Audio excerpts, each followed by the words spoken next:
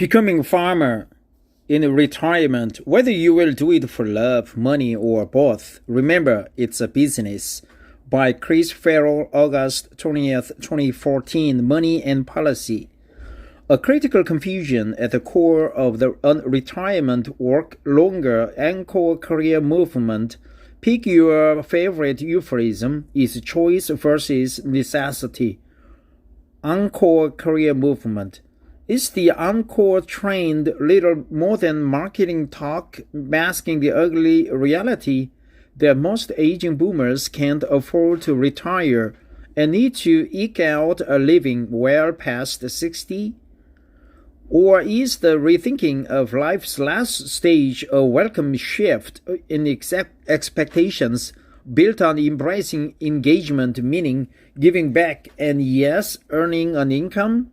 Truth is, for most boomers, the exploration is a mix of the desire for meaningful work and the need to pocket a paycheck. More America needs more farmers. Farming as an encore career, one of the oldest occupations, not that one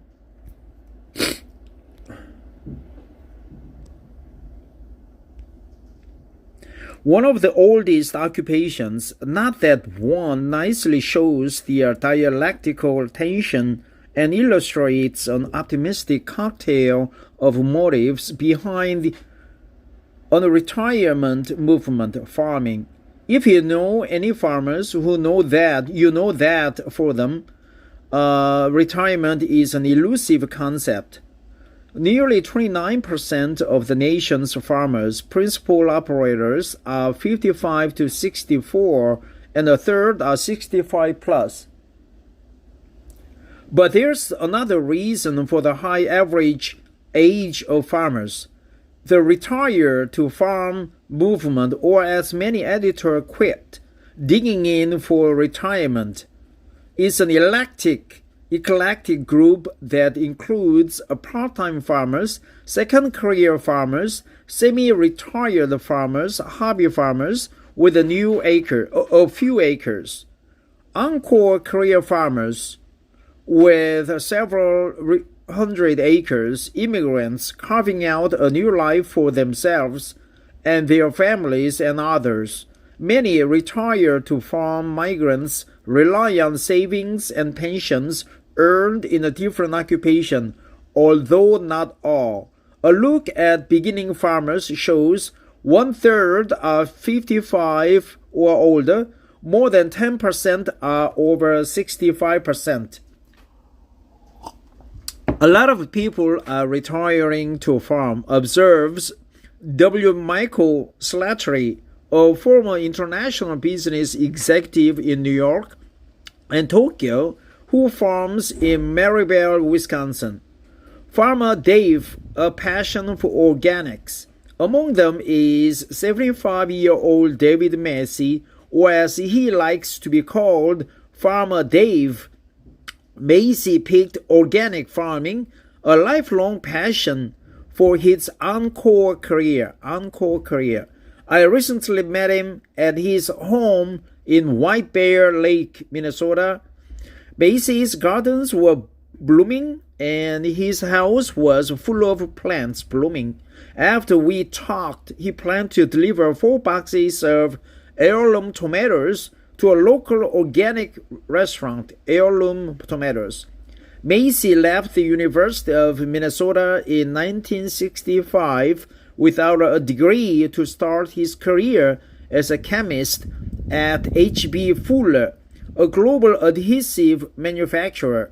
He worked there for 34 years, mostly as a troubleshooter, including a year in China improving operations at a joint venture. Massey loved his job but unhappy with the new management, retired in 1998 at 58 and turned to organic farming. He had bought some farmland early in his career in northern Minnesota with a sense that it would pay off at some point. More shifting from full-time work to part-time. I have been organic since my early 20s, he says. It's a health and belief philosophy. Today, Macy farms about 8 acres of fruits and vegetables in northern Minnesota, growing 250 varieties, including 75 kinds of heirloom tomatoes.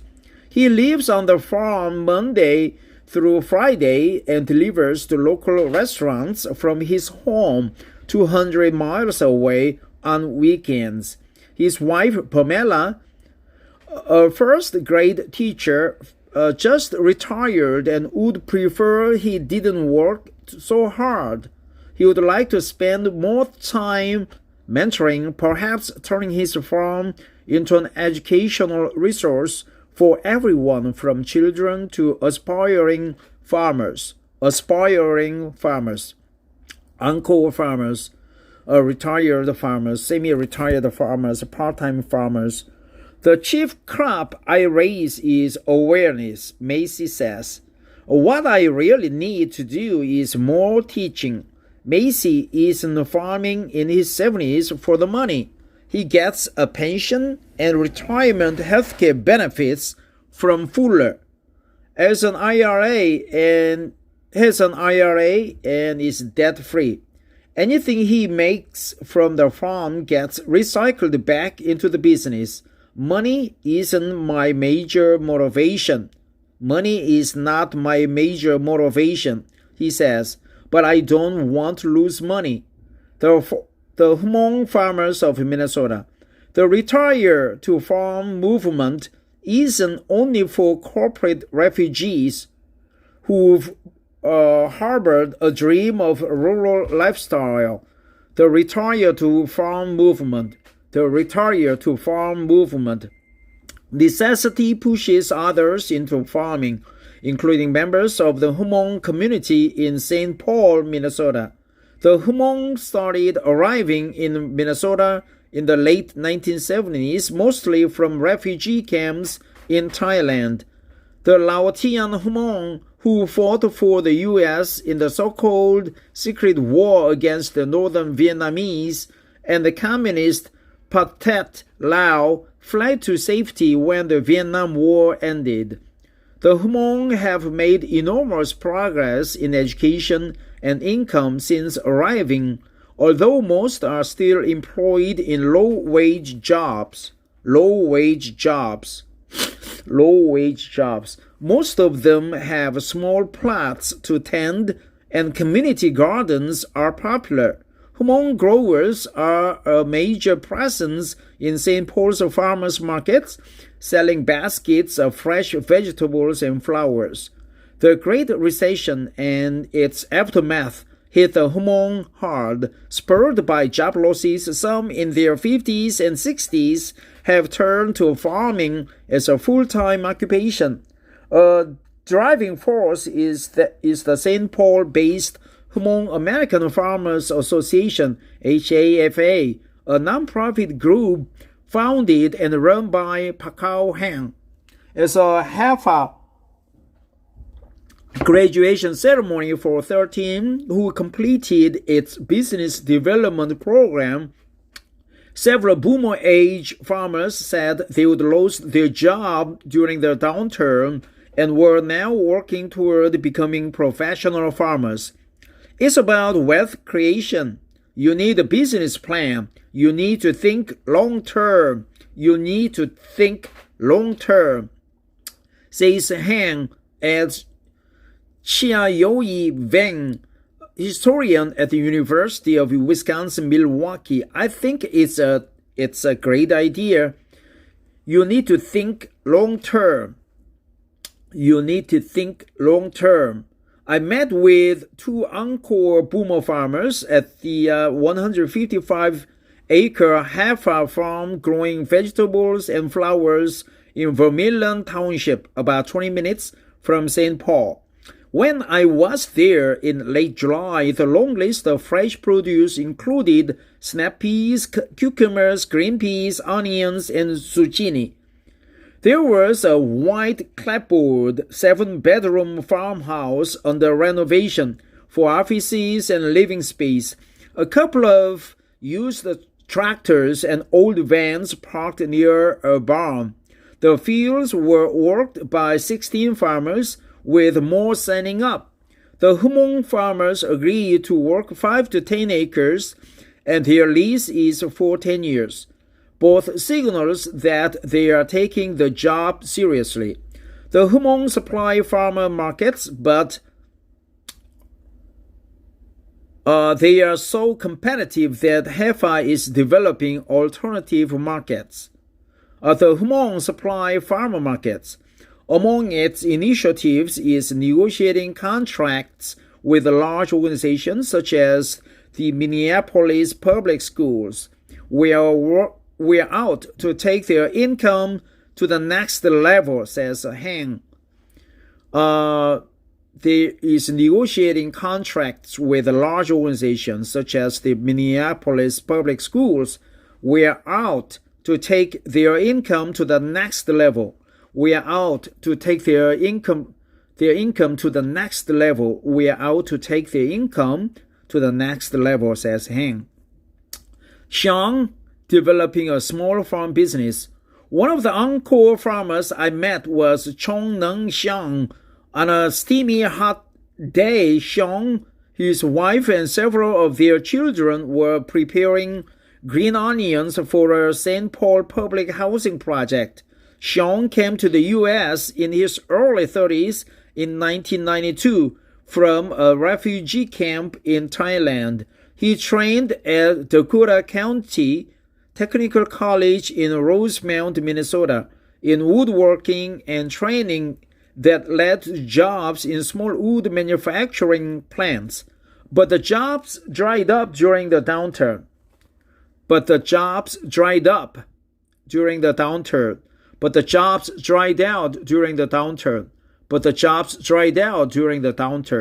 Although he still picks up some temp work during the winter, Xiang is focusing his efforts on developing a small farm business.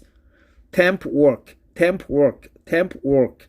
Is this his retirement? I wondered. That's the plan, he replied. So long as I have my strength, I will do this farming, temp work. Yang, her surprise benefit from farming. So will Judy Yang, now in her mid-50s. He came to Minnesota at 19 in 1979 and quickly got a job in printing plant, working her way up to a supervisor. The plant closed in 2008, however. Yang picked up other work, temp work, but nothing stable, forcing her to tap her 401k.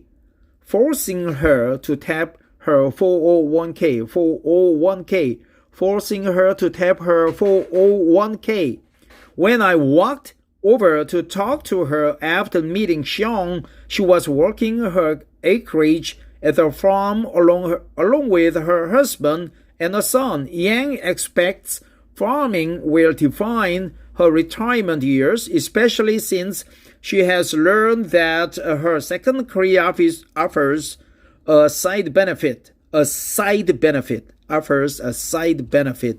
have diabetes, and it gets better when I am out on the farm, of course. She chuckles. Farming is good for my health. I have diabetes, and it gets better when I am out on the farm. We are out there to take their wage to the next level. I have diabetes, and it gets better when I am out on a farm. She chuckles. Advice for would-be farmers. Are you a boomer tempted to shift into farming? Bear in mind that farmland isn't cheap and equipment is expensive. Two widely cited barriers to entry. In addition, fledgling farmers face all the challenges any startup confronts. Like most small business ventures, it takes time before money starts coming in, assuming the enterprise makes it. It takes time before money starts coming in. You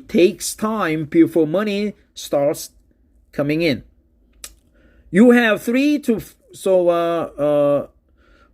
Farmland isn't cheap and equipment is expensive. Two widely cited barriers to entry. Two widely cited barriers to entry. Two widely cited barriers to entry. Like most small business ventures, it takes time before money starts coming in, assuming the enterprise makes it. You have 3 to 5 years of really rough sailing before you can get things under control. Just as with any business, Warren's Slattery, 68, who's been farming for 15 years, it's also a profession where the job demands a jack of all trades ability. The job demands a jack of all trades ability. Demands a jack of all trades ability. The job demands a jack of all trades ability. When you run a farm, you have to be a plumber, electrician, mechanical, and so on, says Macy. Plumber, electrician, mechanic. You have to be able to think for yourself and fix things because things are always going wrong. As with taking on any new entrepreneurial endeavor, it pays to gather information and knowledge. Macy recommends finding a mentor or two. You might also attend farm conferences and other educational gatherings and tap into classes at land-grant universities, and tap into classes at land-grant universities. Member organizations like HEFA, their pool expertise and resources have a long history in agriculture and can be extremely useful to the novice. You can gather research and information from your computer at sites like Cornell University's Northeast Beginning Farmers Project, Land Grant University, and the University of California Operative Extension Small Farm Program, Land Grant University, Beginning Farmers, an online resource for farmers, researchers, and policymakers.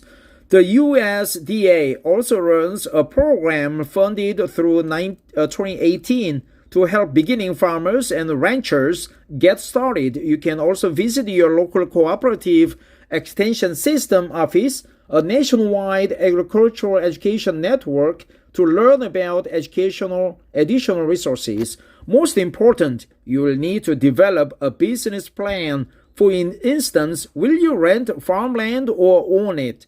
How much acres can you realistically support? What markets will you sell into? Farming may be an enjoyable encore career, but it's first and foremost a business. Farming may be an enjoyable encore career, but it's first and foremost a business.